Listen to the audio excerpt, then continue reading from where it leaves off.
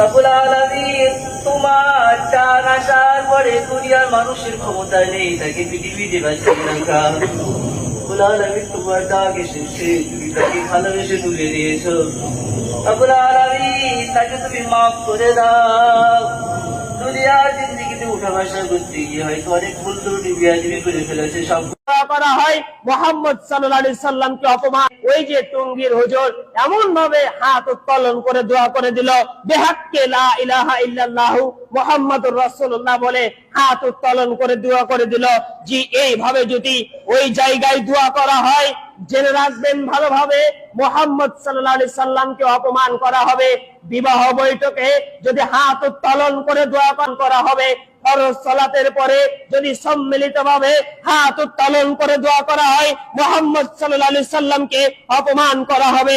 কবরবাসীকে কেন্দ্র করে যদি হাত উত্তোলন করে দোয়া করা হয়, মুহাম্মদ সাল্লাল্লাহু আলাইহি সাল্লামকে অপমান করা হবে। আর আপনি মুহাম্মদ সাল্লাল্লাহু আলাইহি সাল্লামকে অপমান করে অপেক্ষা করে আপনি জান্নাতে যাবেন। আপনার ভুল হিসাব যে হুজুর ওইভাবে বিবাহ পড়ায় হাত উত্তোলন করে দোয়া করে, এই রীতি ঠিক নয়। আমাদের নবী সাল্লাল্লাহু আলাইহি ওয়াসাল্লাম একটি সুন্দর সুন্নতি দোয়া শিক্ষা দিয়েছেন।